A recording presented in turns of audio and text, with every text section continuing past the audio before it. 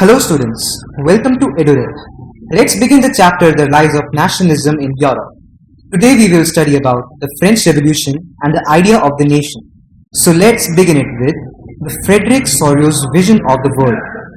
Frédéric Sorio, a French artist, in the 1848 prepared a series of 4 prints visualizing his dream of a world made up of democratic and social republics.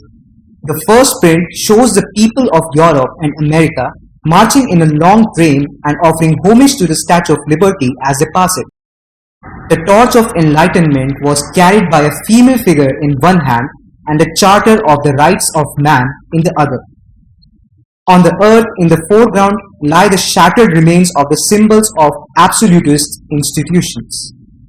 Here absolutist means literally a government or a system of rule that has no restraints on the powers exercised. In history, the term refers to a form of monarchical government that has centralized, militarized, and repressive. In Sorio's utopian vision, the people of the world are grouped as distinct nations, identified through their flags and national costume. Here, utopian means a vision of a society that is so ideal that it is unlikely to actually exist. From the heavens above, Christ, saints, and the angels gaze upon the scene.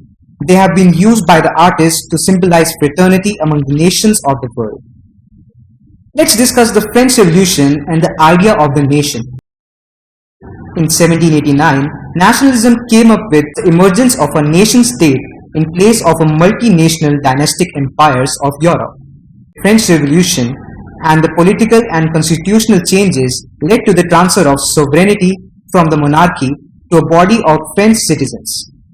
Various measures and practices were introduced, such as ideas of la patrie, the fatherland, and la citoyenne, the citizen. A new French flag, the tricolor, was chosen to replace the former one.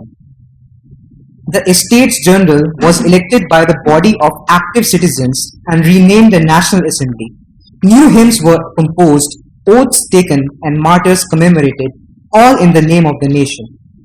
Regional dialects were discouraged, and French, as it was spoken and written in Paris, became the common language of the nation. Internal custom duties and dues were abolished, and a uniform system of weights and measures was adopted. A centralized administrative system was put in place, and it formulated uniform laws for all citizens within the territory.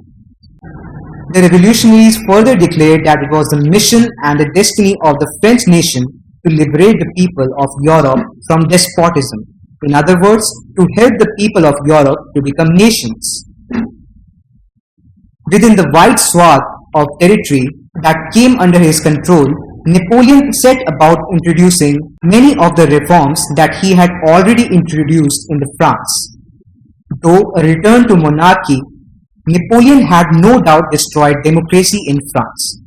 But in the administrative field, he had incorporated revolutionary principles in order to make the whole system more rational and efficient.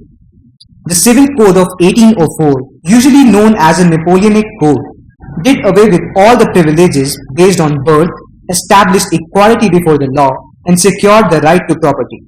This code was exported to the regions under French control. In the Dutch Republic, in Switzerland, in Italy and Germany, Napoleon simplified administrative divisions, abolished the feudal system, and freed peasants from serfdom and manorial dues. Transport and communication systems were improved. In the towns too, guild restrictions were removed. However, in the areas conquered, the reactions of the local populations to French rule were mixed.